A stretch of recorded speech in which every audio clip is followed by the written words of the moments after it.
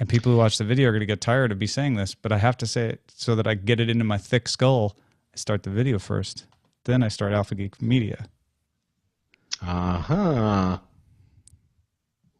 That does make sense. Does it? I guess does it? That does make sense. All right. Patrick Beja.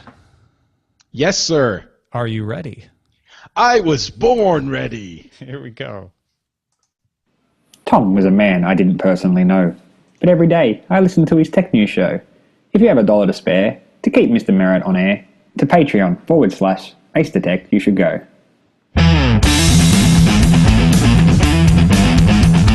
This is the Daily Tech News for Tuesday, August 25th, 2015. I'm Tom Merritt. Joining me today, because it's Tuesday, Mr. Patrick Beja is with us. How are you, sir? Hey, happy Tuesday, Tom. I'm very well, especially since you're back. I have to say, whenever you go away, I get super nervous hosting the show and make producer Jenny's life hell because she has to spend half the day telling me, "No, you're okay, you're doing fine." And I'm like, "Oh my God, I'm gonna wreck Tom's show." You did fine. You didn't wreck the show. You didn't even ding it.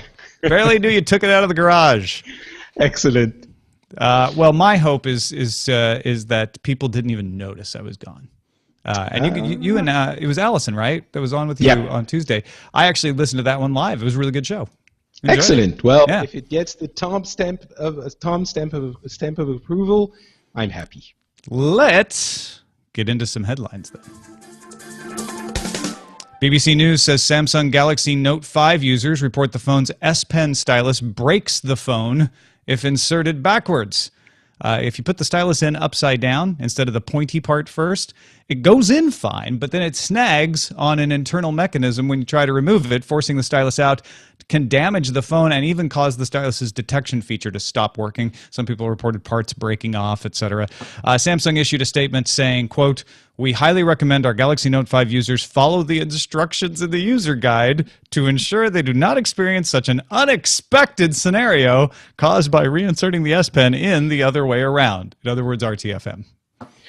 You know, I saw a couple of pretty funny comments on this that basically stated Samsung is copying Apple so much that they're telling their users, "You're holding it wrong." Yes. Oh, every Apple fanboy just had a little dance of glee right then. Sorry, Samsung fans, but this is not an acceptable response to this. The fact that you have to look at the stylus every time and put it in carefully in order not to break your phone seems like a design error. It seems like maybe they should replace those styluses with something. Well, the thing isn't the inside of the phone that hosts the stylus badly designed, and that couldn't be replaced? That's part of it too. But you can't. But you could do something. I'm thinking in handspring visor terms. But that's the last time I used a stylus with anything. Palm Pilot terms. You always had a little wider part on the top, so you couldn't put it in backwards. Yeah. That doesn't look as make nice, sense. I guess. But anyway. Well, AeroSense, the joint venture between Sony and ZMP, has unveiled its first 2 drones prototypes, according to The Verge. The DTO-1E looks like a miniature plane, can take off and land vertically, and carry objects up to 22 pounds. It can fly for more than 2 hours at max speed of 106 miles per hour. That's pretty fast. The ASMC-01P is a quadcopter with a camera, GPS, and navigation system. AeroSense plans to target enterprise customers to capture aerial imagery that can be processed in the cloud. Services are expected to roll out early next year. I like the looks of that quadcopter, or not the quadcopter, the non-quadcopter, the DTO-1E, but I guess I'm not going to get a chance to use it. It's probably going to be really expensive if they're marketing it to enterprise. I'm guessing it will. What I really like, though, is the naming convention, because that DTO-1E, it really rolls off the tongue. Definitely enterprise-level names as well. Something that looks good on a manifest. Exactly. It sounds more serious, If you're going to name it like the Awesome Copter, then your boss is not going to approve that purchase order. Sorry to just sign off on 5 DTO1Es and 6 ASMCO1Ps. So sure, whatever those are. Got it. NBC News reports Ashley Madison faces 5 lawsuits seeking more than $500 million in total amongst them. 4 of the suits were filed in the U.S. alleging breach of contract, negligence, and violation of various privacy laws. The 5th one, filed in Canadian federal court, seeks $573 million and class action status on behalf of Elliot Shore. Meanwhile, security researcher Brian Krebs has found emails in the leaked data from Ashley Madison that appears to show its CTO telling the CEO he had gained access to a competitor's user database. And what should we do? Should we tell them? Ouch. We never see an email. Krebs didn't apparently find an email answering that question. Hopefully they did. Maybe the CEO was like, dude, let's not discuss this on email. You know what? 100% agree. Like, that is how that conversation ended, with like, get in here. Why are you emailing me this? Probably. I mean, it seems like, no one is, I'm guessing no one is ever going to use their service again. And on top of that, they're facing pretty serious litigation. I think it's safe to say they're pretty screwed, which actually, as much as I frown on their what I would consider to be amoral practices, or what they were encouraging, the hacker seems to have, or the hacker team seems to have actually succeeded in putting them out of business, and that makes me uncomfortable as well. So I don't know what to think about this. Well, we'll see. I've seen companies come back from bad things like this and survive.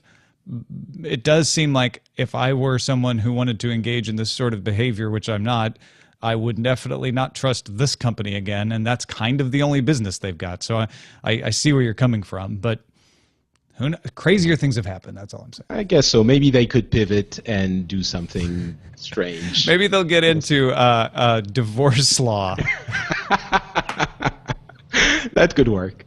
9 to 5 Google reports Google Mapmaker has reopened in 45 more countries. The crowdsourcing tool was shut down in May after, quote, nefarious edits, unquote.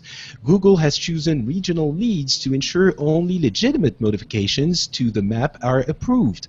Submissions are also reviewed by an automated system that can pass along questionable edits to a Google employee. So it's coming back from the Android icon that was doing rude things. Which, by the way, hilariously, every time someone reports on Google Mapmaker like coming back, including this story from 9 to 5 Google, they put that picture of the defaced Google Map up in their story. Obviously. It's interesting, though, that Google seems to be going towards, in more and more of their services for moderation, they seem to be going towards a portion of automated analysis and then passing it along to human people humans who are going to be approving or not approving. They not recently, but a few months ago did that for the apps, I seem to remember, on their Play Store. So it's not all algorithm all the time anymore for all of their businesses. So, yeah. ZDNet reports Hortonworks is acquiring Oniara, the company behind open source data flow orchestration project NiFi. Hortonworks will position NiFi as its platform for data in motion and Hadoop as its platform for data at rest. Meanwhile, Intel continues to throw money at cloud companies. According to TechCrunch, Intel led a $20 million funding round in Blue Data, which is essentially Hadoop as a service run on in-premises hardware. Intel and Blue Data engineers are going to team up. Blue Data will get some early sneak peeks at Intel hardware, and the companies will work on joint marketing and sales projects. For those of you involved in enterprise cloud architecture, this is all very exciting. For the rest of you, you can just imagine I was saying cloud, cloud, cloud, cloud, Series C, cloud, cloud, cloud. The Verge reports a study by Cyfort found instances of malware served by networks more than tripled between June 2014 and February 2015. Cyfort sampled ads in Alexa's top 100,000 most visited domains and found 407 domains served infected ads at the peak. Now that's a small percentage. That's less than 0.5%. But I think the troubling thing that everyone sees in this report is that it's on the rise. And you look at that map. There was the DoubleClick infection that happened last August, I believe, and you see a spike there, and then it comes back down. But otherwise, it's just continuing to rise. And that's why security companies, even the security company here, says you should use an ad blocker, because if you want to defend yourself against malware delivered in advertising, it's the best way to make sure that you don't get it, is to not have the ads load.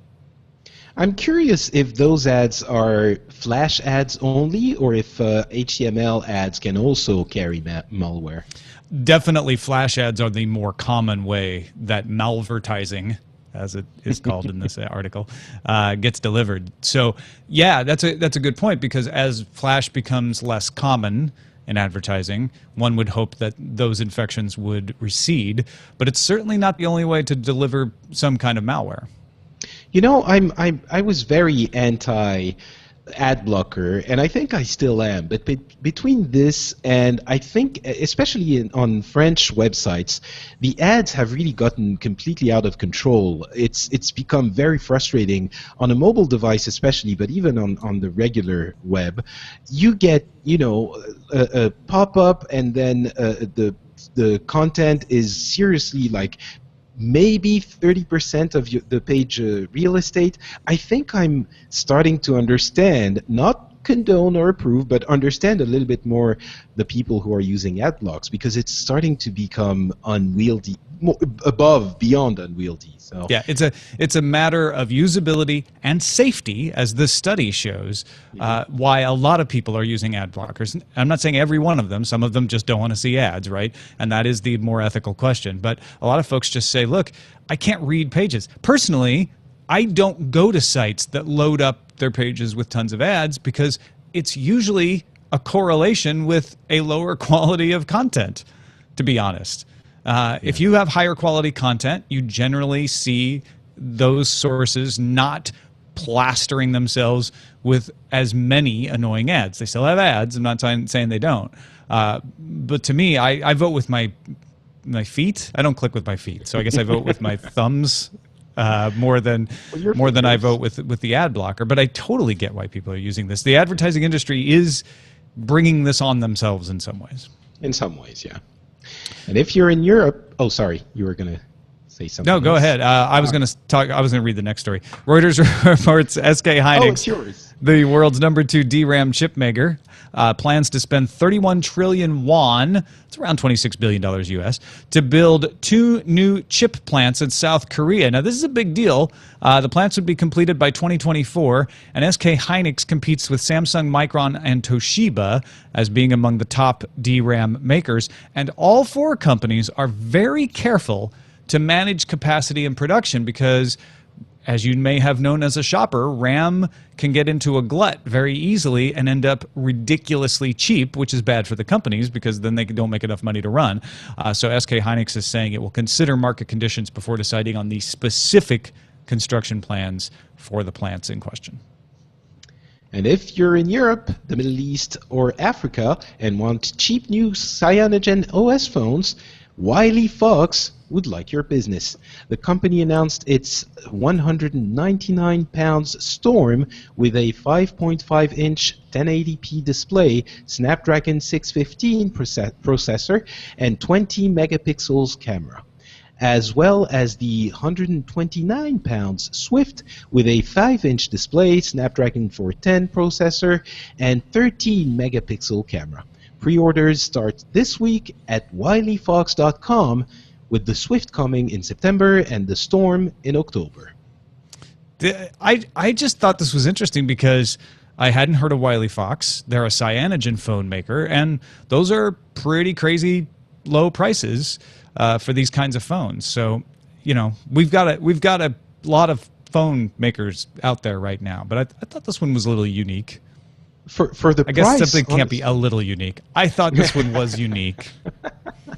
Well, it is definitely impressive. I mean, the race to the bottom, which is the price bottom, I guess, is pretty impressive. I mean, 5-inch display. We don't know the quality of the display, but I would be surprised if it was completely unusable.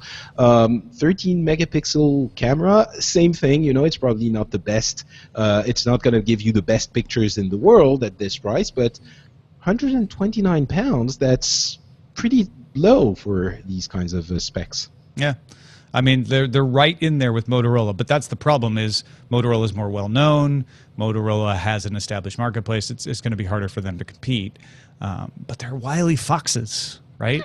They'll be able to figure it out.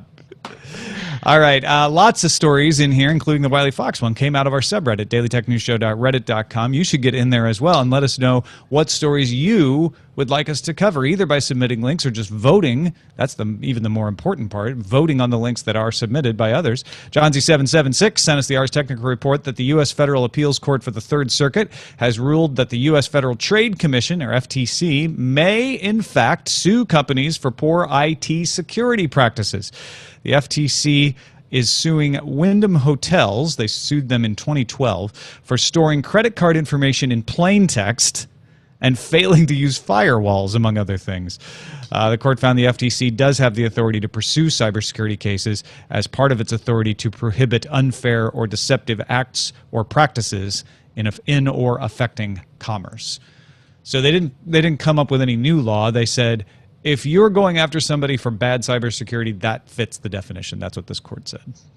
And it is really interesting because we've been talking about security and computer security and system security for a long time, and it seems that it's not really having an impact or an effect on the people making the decisions in these companies. It doesn't seem like the CEOs and the people actually approving the $1 million increase in IT budget to make sure that these things are securely stored are aware that this is an issue. I'm guessing that if you make it a legal liability, then the lawyers that are going to be looking at all of this and recommending things to the people who decide are going to be recommending, well, we could be liable here, it's a legal problem, maybe we should do it. And maybe that's going to be better motivation for them. Yeah, I get a little nervous about the FTC figuring out what the best practices are in security world. I don't want that to happen. But this case is definitely one where I think the FTC should... I think the way it should work is if it's really obvious to anybody that was a bad practice, then the FTC should be able to take action against them. And this is, I mean... You didn't use a firewall and you had plain text storage. You didn't even try to encrypt the credit card numbers. Yeah, come on. I think at that point, you deserve to get sued. So, starfuryzeta sent us an Engadget report that Sanford Wallace, also known as the Spam King, also known as Spamford Wallace, pled guilty to sending 27 million unwanted messages to Facebook users and violating a court order banning him from Facebook. Wallace faces up to 3 years in jail and a $250,000 fine, with sentencing coming December 7th. Long may he be sentenced. Yeah. So... I'm not, as much as I despise spam, and I do, should a person go to jail for spamming? I'm not sure how... Well, he is accused of infiltrating 500,000 accounts and then using them to send 27 million unwanted messages. So in that sense, I guess computer frauds. So what the court said was, you know what, 27 million unwanted messages alone, yes. That is a problem. Also, you violated a court ban. As soon as you start violating a court ban, you put yourself in some real serious trouble. That makes sense. And that makes the headlines. Let's talk about 3D scanning. Patrick, what if we lived in a world where you could just point your phone at an object? Should I do the movie voice? Yeah, would you? In a world where you can point the phone at an object. All right, you get... And you just get a 3D scan of that object, and you could print out that object. What if you lived in... Would you like to live in that world? Would you like to go to there? I would be curious to see what would be made possible by those apparatuses in that world. I mean, sorry, go ahead. No, I was just going to say, we have two stories today, Patrick, that are bringing us very close to that world, that very world. Yeah, so let's dive into them. You want to talk about Mobile Fusion, which is a Microsoft research project. Yeah, and it's not the first of its kind, right? No. Well, go ahead. You do those initial summaries really well. So Microsoft Research is experimenting. Lamar Wilson, apparently. Apologies for that. Microsoft Research is not. I would like to make an instant correction. Microsoft Research is not experimenting with Lamar Wilson. He is not part of a future that will bring us the ability to scan things in 3D, sadly. well, but to he our will be knowledge, on the show on Friday. To our knowledge, yeah. Yeah. We'll ask him. We'll find out on Friday. Microsoft Research is experimenting with the app called Mobile Fusion. They've been using it on an iPhone 6, although they are trying to make it cross-platform for Windows and Android as well. It can scan in panorama, so you have to walk around the object. The surface geometry, so it's not making a point cloud, a surface geometry of an object in enough detail to create a model that can be used for 3D printing or VR. A paper by Andruska, who's a PhD candidate at Oxford, Pushmeet Kohli, a Microsoft principal research scientist, and Shahram Izadi, a principal researcher at Microsoft, will be presented at the International Symposium on Mixed and Augmented Reality in October. They are not the first to do this. They're the first, as far as we can tell, to use surface geometry, though. ETH Zurich has an app that does this with a point cloud, but it's very similar. You walk around the app, you take multiple images, and the app continuously scans those images and figures out where they overlap and how to create a 3D model of that. There's also a 3D capture tool on the HP Sprout PC. There's Project Tango, which is a tablet from Google that is aware of its environment in 3D. So, Patrick, you got excited about this, and rightly so. Yeah, I mean, this was already pretty exciting. It's exciting when we heard about Project Tango, which was introduced a year and a little bit ago, and then refreshed a few months ago. Basically, Project Tango from Google is super interesting, but it does use specific hardware. It uses specialized hardware. It's not just the phone that is in your pocket now. The goal of Tango is to digitize interior spaces and to localize yourself, to locate yourself in those interior spaces. So it creates a device that is aware of its position to a very end orientation to a very specific degree. Now, what we're seeing from Microsoft, and to an extent what we had seen from the Zurich company with the point cloud digitization, is just regular phones that use the single camera of your device to create those 3D models. And I think the thing that excites me the most about all of this is that we're getting closer to digitizing everything. I'm often saying that VR, the best way I can explain VR to people is that we had MP3s that digitized music, that made it immaterial, that could be transmitted in any through the internet. Obviously, text had been digitized a long time ago. We now have movies that have become commonplace, and moving images. They are digitized as well. They don't have the constraints of the physical body, really.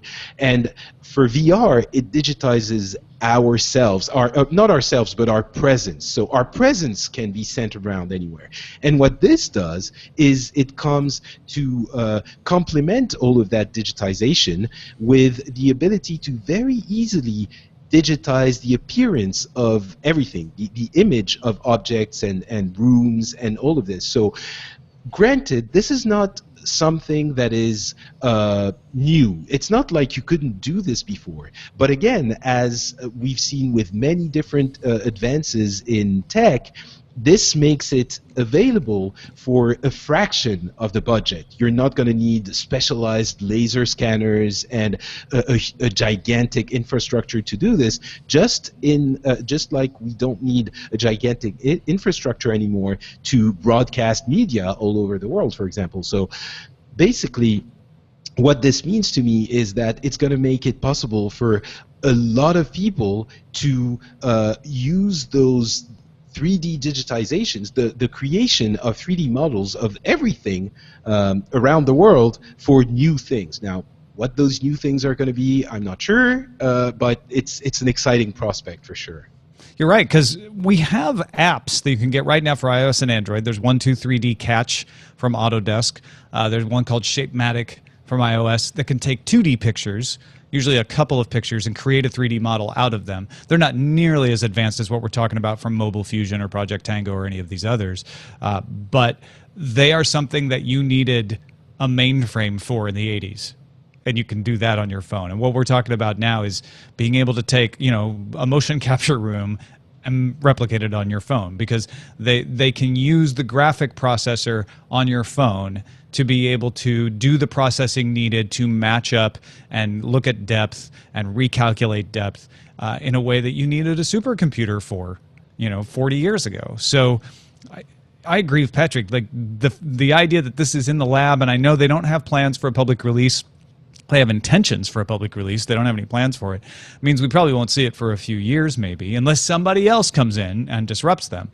But it is real scientific papers being presented. You've got a real working model, and it's going to happen. It's just a matter of when.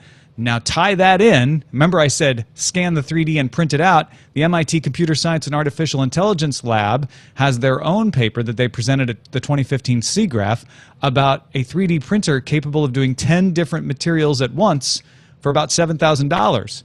Composite 3D printers have existed, but they've been hundreds of thousands of dollars. This is all off-the-shelf parts. And their big deal is they put a scanner in it themselves so that it can do error correction. It can scan the object as it's printing and make sure it matches up to the model and be able to error correct.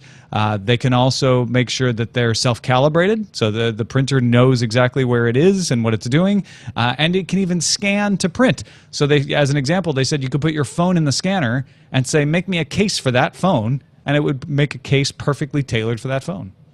This is really where it becomes mind-blowing. Up to now, we've sort of dabbled in the 3D printing, and we have this idea that you're going to go to a site and there's going to be a store, and you download a model that someone else has painstakingly created, and then you can print it. And already this is a revolutionary idea. But when I'm talking about digitizing everything, this is where I'm getting at.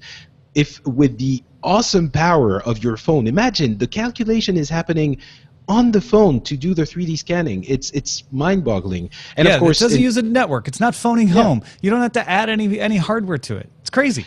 So some of them, the ETH app does allow you to get the model up to the cloud for refining the rendered model, but still the Microsoft one, and again you mentioned it, but it does create surface 3D scans. It's not a point cloud, so you could conceivably in a very near future just take your phone out, scan something, an object, send it to someone else, and they would print them immediately. So you would even, this is basically making it possible to enter the world of Napster by for objects, for design, for all of those things that that the copyright holders for actual objects were not really worried about not so long ago. Now they might be worried about it, because what made Napster possible was the ability for anyone to digitize the music.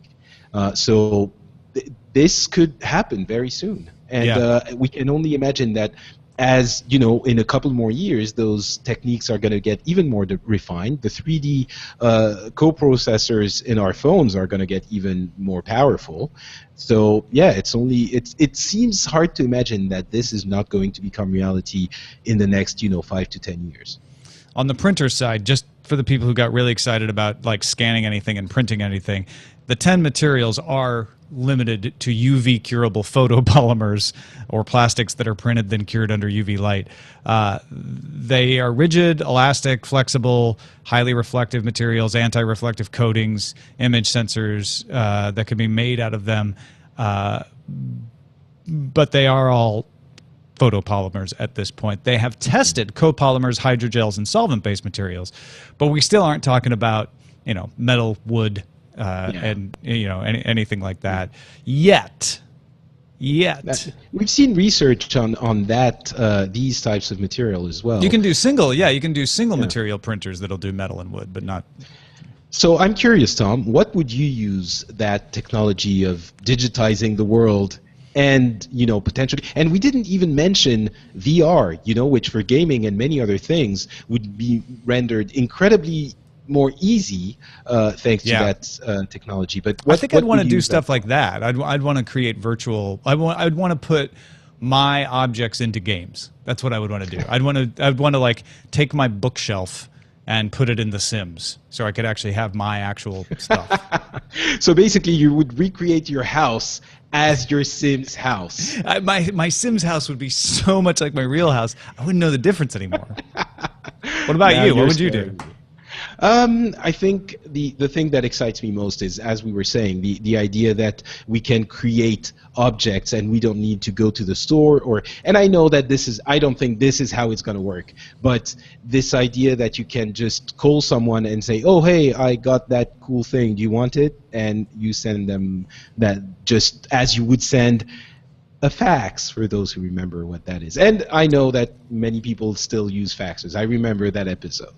So, all right, let's get to our pick of the day. It's my pick of the day, by the way. This was sent to me by Steve Ewell, but I am deciding to make it my own pick.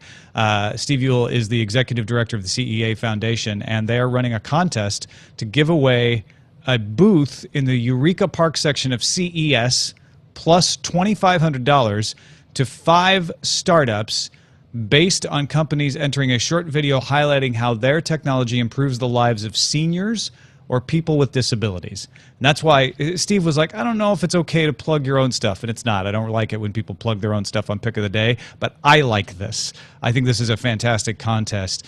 Full details, including the contest rules and entry form, are at ce.org, and we'll have the full link in the show notes. Entries are due before 11:59 p.m. Eastern Time on September 18th. And Steve said, I know there are people doing amazing work throughout the DTNS audience. If any have companies that would qualify for this contest, we'd love to have them submit. It's a great way to highlight just a few of the innovations being created. And I just love it because you need more companies working on things in accessibility, in disabilities, seniors, and this is a great way to encourage those companies. So go check it out. And as a future senior, I am absolutely supporting that initiative. Yeah.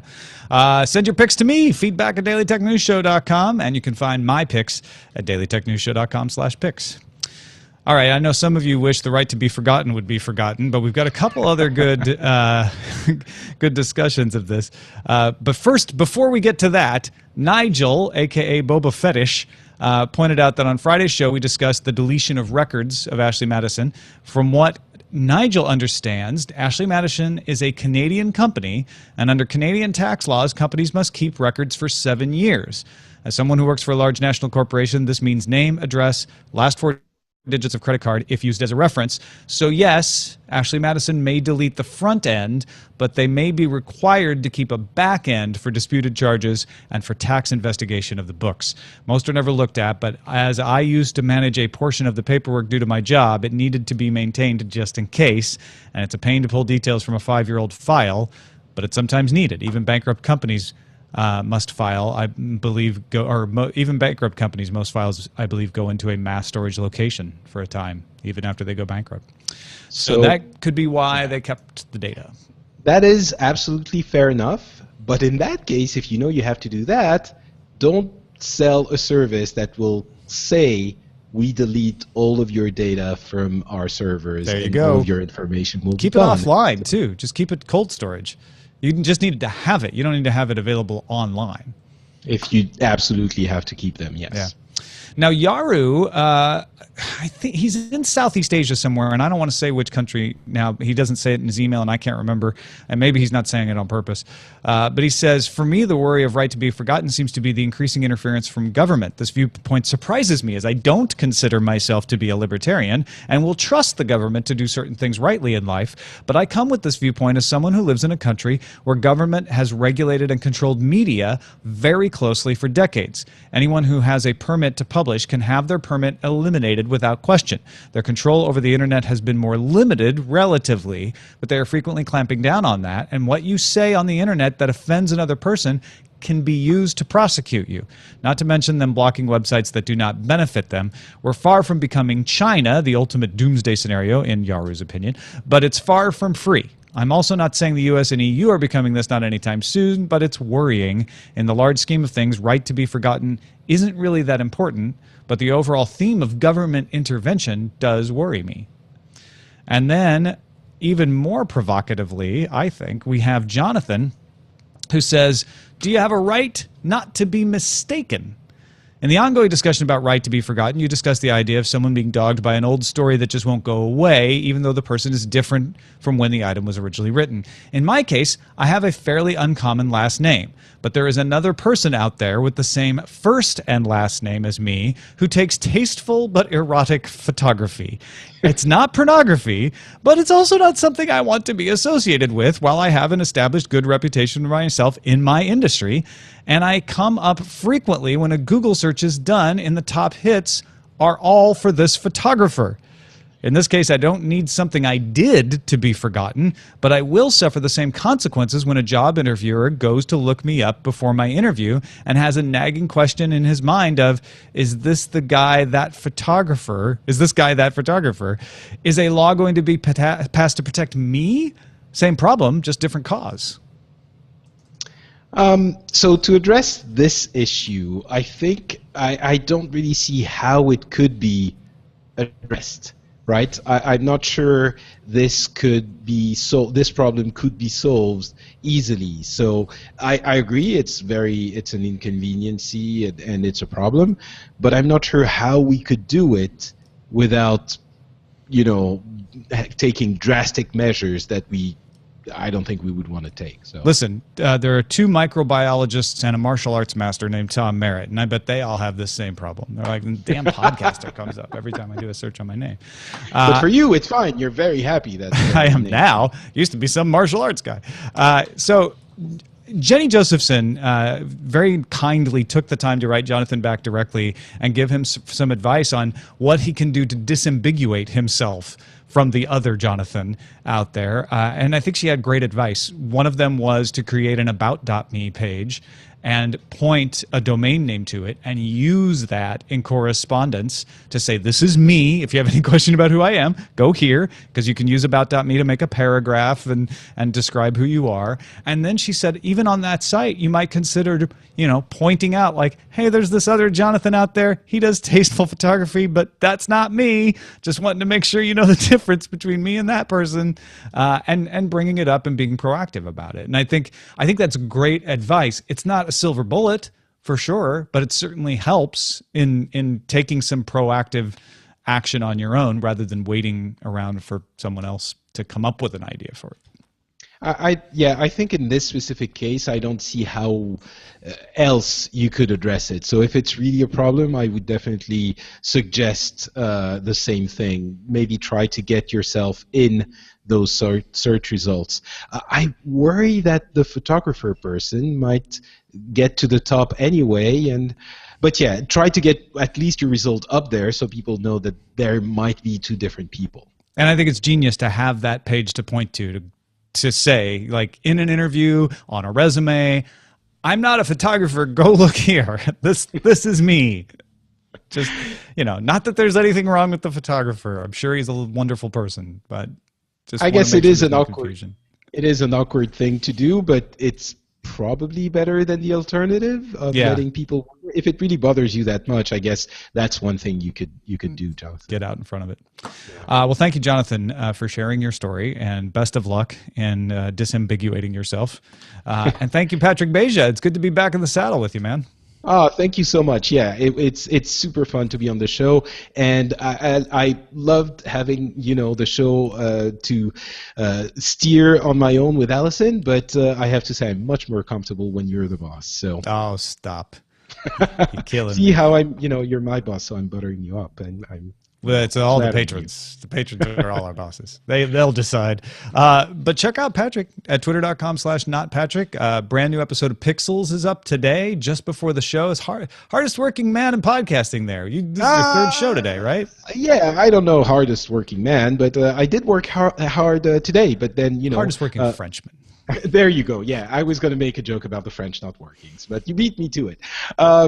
So yeah, Pixels on FrenchSpin.com. You can find the show there. We had one Justin Robert Young and Garrett Winesroll on the show. We discussed a bunch of gaming news and Hearthstone and why they love Hearthstone and how the game caught them and never let them go. Especially, it's interesting for Justin because he's not a gamer usually, and that game got him still. And I also recorded DLC with Jeff Canada, our good friend, and Christian Spicer yesterday, and that show is also available. Well, it is available at 5by5.tv/DLC. Super fun gaming show as well. I was very happy to be on it. Excellent. Check all of that stuff out. And thank you to the more than 5,000 people who support the show through Patreon, patreon.com/acedetect, through PayPal, dailytechnewsshow.com/support. You, if I'm guessing, are not one of them. If you are, thank you so much. If you aren't, you can either become one of them and support the show and not feel bad anymore. Or if you're like, look, man, it's not my fault. I got nothing to give. Tell a friend. Just tell someone else about Daily Tech News Show. Say, hey, you know what? I know you're into technology and you want to keep up. Check out dailytechnewsshow.com. Our email address is feedback@dailytechnewsshow.com. You can give us a call, 512-59-DAILY. That's 512-593-2459. Listen to the show live Monday through Friday, 4:30 p.m. Eastern Time at alphageekradio.com. And visit our website, dailytechnewsshow.com. We'll be back tomorrow with Mr. Scott Johnson, whom you're about to hear right now. This show is part of the Frog Pants Network. Get more at frogpants.com. Diamond Club hopes you have enjoyed this program. Sweet. Good show. What should we call it? We should call it Will Postmates Get to Jenny's Office Before Jenny's Class? That's a good title. That's not it. It seems a little specific. TV's Egon has your spelling it wrong, which I think is great. Penning it wrong, you know. Right. There's another one. You're inserting it wrong. Okay. Let's see. And then, of course, we've started a new DTNS mini meme. Dat DRAM-do. Oh, okay. Or though. Yep, we just did that yesterday, folks. Yeah. Not They're going to do it 2 come days in a row. forever. What does the Wily Fox say? Which I think came from Lau Roman via Ian. Nice. The quick, smart Wily Fox jumps over the lazy android. Maybe a little specific. Yeah. Does it actually still have all of the alphabet in it? Probably not. Well, yeah, the quick smart fox jumps over the lazy dog. D-O. There's no G. No G. We're screwed. So, like chat rooms, you get the advertising you deserve. Maybe it's a little bit long, but you get the advertising you deserve could work. You get the Although advertising. it's kind of aggressive. It's like, yeah. Except I like. it's I also want the kind right of the to opposite. be forgotten to be forgotten. Where's that? Oh, at the bottom. I want the right to be forgotten to be forgotten. Me too, everybody. Me too. Yeah, as much as I was almost going to prolong it and discuss Yaro's email, but then I figured, yeah, let's not. We're done. Let's let it go. Please, let it go. So those are the options. Also, Stephen Hawking has said that Interstellar was right. You can live through falling through a black hole. So there. Well, What does he know? I don't know who he Live thinks. is Has he ever done live is it? the wrong word. You would end up as a bunch of super awesome protons in another dimension. But hey, he's something. Oh, I don't think that qualifies as, saying you can live through it. I dispute that claim, Mr. Hawkins. Yes, you would be anything that fell in could reemerge into our universe or a parallel universe through Hawking radiation, protons which manage to escape a black hole because quantum fluctuations. So if you don't mind being like radiated protons in your next life, you can escape a black hole. All right, good to know. But who's to say it assemble that via transporter into a U? There's your science news for the day. Science. Which proves to me, much to Justin Robert Young's dismay, that the movie Interstellar is still being talked about.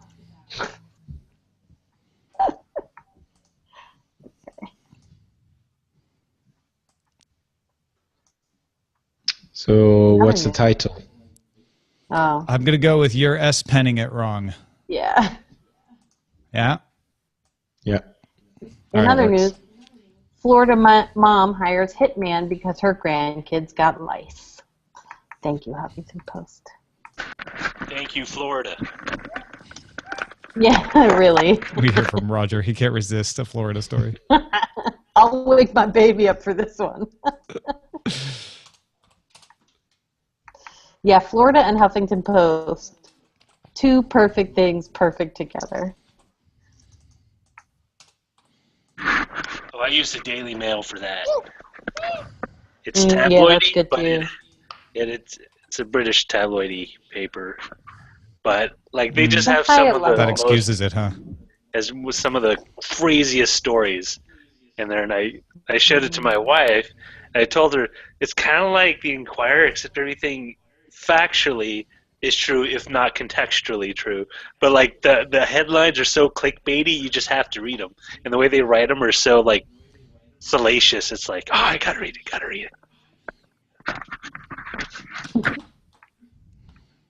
You can get away with anything if you say it in a British accent. Isn't that the theory? Which British accent? Either kind. Either kind. Yeah. I don't know Well, if you in can the get away with it general with a Cockney classification. accent. You'd kind of like, Or Yorkie. I don't know if you can get away with the Yorkie Geordie. either. But yeah, definitely. Or Geordie. Oh, yeah. That's hard for me. That's a different way. But Oxford accent, you're evil. You're just evil. I'm sorry. Will Harris, nicest guy in the world. Oxford accent, evil. Yeah, it doesn't matter. I mean, it's destined to happen, whether you want it to or not. Insta correction. Will Harris is not evil. That we know. Not yet. Correction. Derp, derp, derp.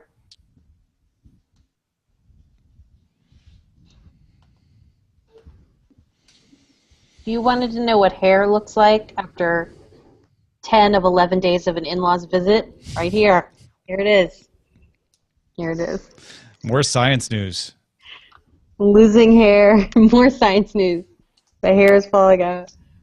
Great. No. In a It's controlled just experiment. it's weird how women's balding patterns are totally different from men. Yeah. Mine is, well, I'm not going to show you, but it's right around here. You don't need to really see it. It'll just change me forever.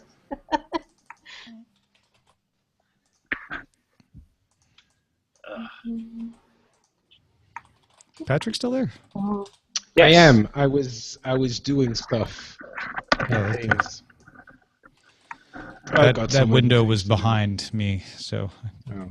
What? One of these days we'll The do window. CSI and we'll figure out what you're actually doing on your computer screen by the reflection off the window. Oh, behind you. gosh. Ah! All my Ashley Madison information. He's publishing a podcast. It's called It's Not Really What you Cheap. would see is... oh, wait. TVZ. Oh, shoot. I have to write TVZ gun right now. Hold on. TVZ gone. Jenny is writing you right now.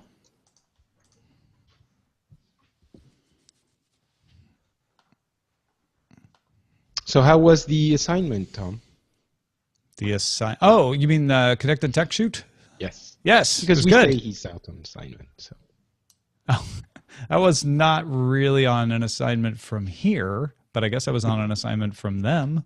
Right. It was an assignment. Somebody of assigned some- it. Yeah, it was good. It was good. Detroit was awesome. Great people. And I mentioned this yesterday, but huge thanks to everybody who came out to the meetup. It was really cool. And we shot in some really interesting locations, and Yeah, it was fun. Long week, as always, but good stuff. So how many did you shoot in that week? We shot 4 episodes this past week. And then on Friday, we did a half-day shoot doing some B-roll for the Internet of Things episode, which will have me in my pajamas waking up in an imaginary smart home.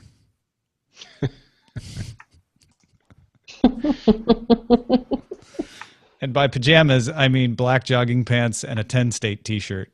Oh. Oh, good job. Well, I mean, yeah, the 10-state T-shirt is good, but... I know, you wanted like flannels with a nightcap. I get it. Yeah, basically. They asked me, they're like, do you have a T-shirt that doesn't have a logo on it or has a logo you own? I'm like, yep, got one I own. They didn't get me to sign a release for it, though, so then I can sue them. Ah, that would be really clever. That'd be real clever. I didn't realize they were going to use it for this. Tom's evil plan. That would be possibly one of the dumbest things you could do. I don't know. Have you seen the Huffington Post in Florida? No. Maybe a lot more. By the way, I would just like to say there are a lot of really smart people in Florida. I've been there. Insta correction. Insta correction. Florida is where they launch shuttles from. Yeah. So There are obviously rocket scientists there. actual rocket scientists in Florida. But you don't know they came from there. Maybe they go there and then they leave as quickly as they can because they Well, a can't lot of stay. them got laid off when some of the budget cuts were made to NASA. So yeah, actually, a lot of them did leave because I mean, like, where are you going to go? It's like, oh yeah, I used to be a manager for like propulsion, and now I need to pick up an order at Wendy's. No. Oh, maybe he was the one who was actually from Florida. Maybe. Manatee burgers. You know what? You know who could use probably rocket scientists in Florida? Disneyland, Disney World. There's a lot of physics involved in those roller coasters, and with the coming of virtual reality. Yeah, but they have I'd say there's a lot Imagineers of for jobs. that. Yeah, but you can always use new Imagineers, especially ones with a rocket science degree. Are you trying to break the grip of the Imagineer Union? No, I would never. Are you kidding? Shh. We need to No, add the first to rule of the Disney is you don't talk about Disney. I just broke the rule. All right, I am out of the post. Whew. Just under the wire. Thank you, everybody, for watching. We'll talk to you tomorrow.